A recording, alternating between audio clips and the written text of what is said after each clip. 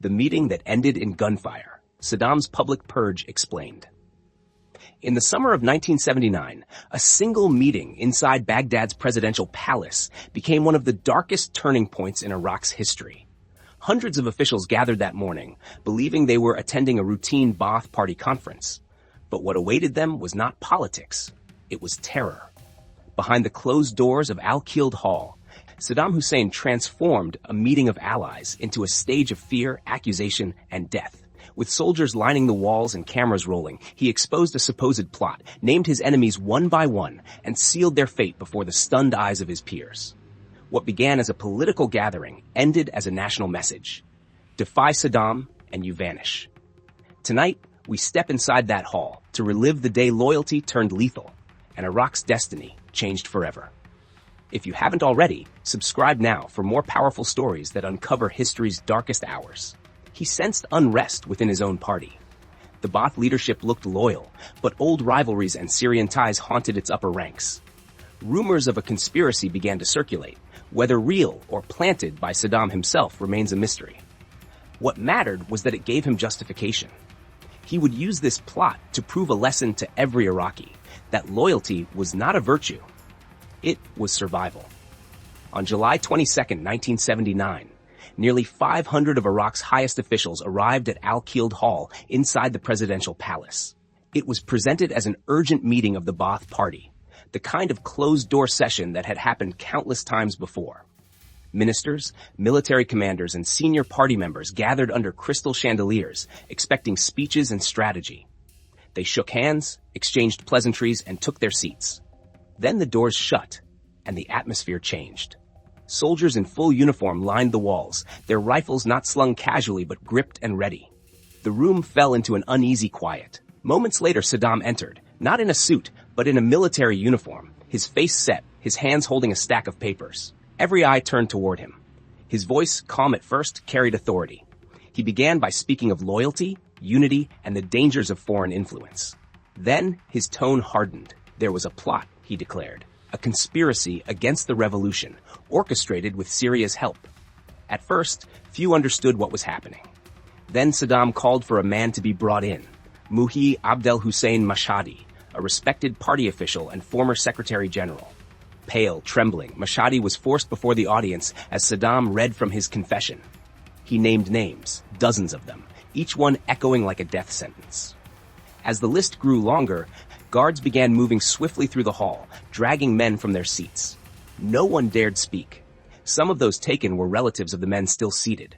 Others were lifelong friends.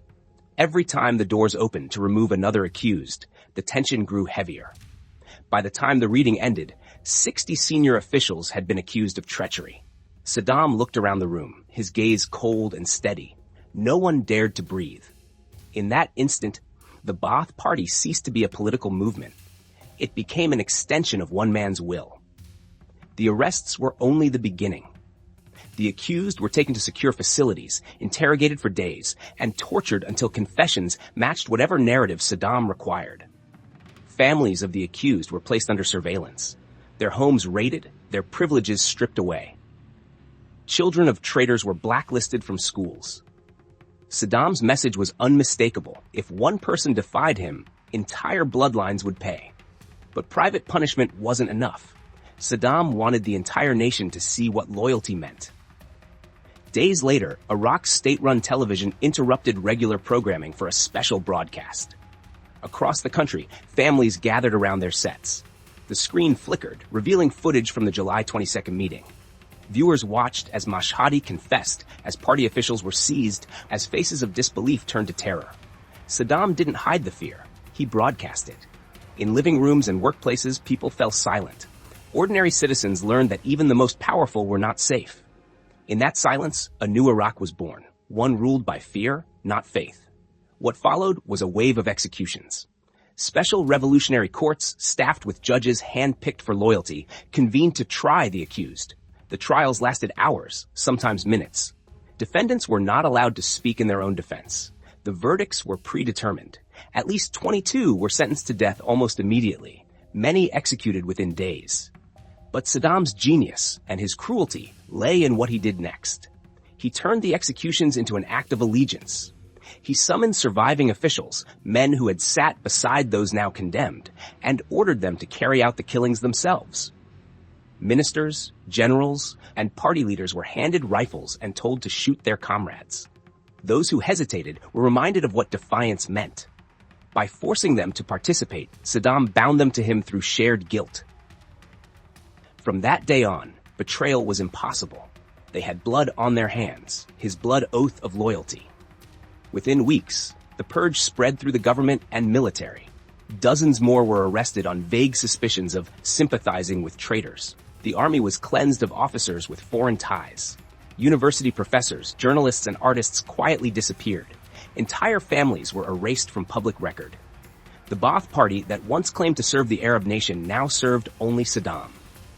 Outside Iraq, the world watched with unease. The Syrian government condemned the killings. Western diplomats whispered about instability, but no one intervened. Iraq's oil flowed, and for many nations, that was reason enough to look away. Inside Iraq, however, the psychological transformation was complete. The purge became the foundation of a new order, one where survival meant silence. By the end of August 1979, hundreds had vanished. Their positions were quickly filled, not by the capable, but by the loyal. Saddam surrounded himself with people who owed their power and their lives to him. His half-brothers Barzan and Sabawi were elevated to oversee intelligence and internal security. The Mukhabarat became the beating heart of his rule, an institution that saw everything and trusted no one. These men were rewarded with wealth, homes, and absolute authority. But their loyalty was cemented by fear. They too had participated in the purge. They too knew that if Saddam fell, so would they. The system became self-sustaining, a fortress of loyalty built on blood. For ordinary Iraqis, the consequences were devastating. Families of the purged were ostracized. Widows struggled to survive. Children were punished for their father's alleged disloyalty. The idea of speaking freely vanished overnight. Neighbors stopped visiting one another, unsure who might be listening. Paranoia became the nation's pulse. Dear friends, that summer, Saddam Hussein did more than eliminate rivals. He rewrote the psychology of power in Iraq. Through one televised purge, he turned fear into law and loyalty into a weapon. From that day forward, no one in Iraq, not even those closest to him, could forget what they had seen. That in Saddam's world, trust was death, and obedience was the only way to live. In the decades that followed, his rule would bring wars, sanctions, and unimaginable suffering. But its foundation, the Purge of 1979, remained his greatest lesson to the world. That fear, once planted, can rule longer than any army. It began in a palace hall, under bright lights and steady cameras, where one man's hunger for power silenced a nation and cast a shadow that would darken Iraq for generations.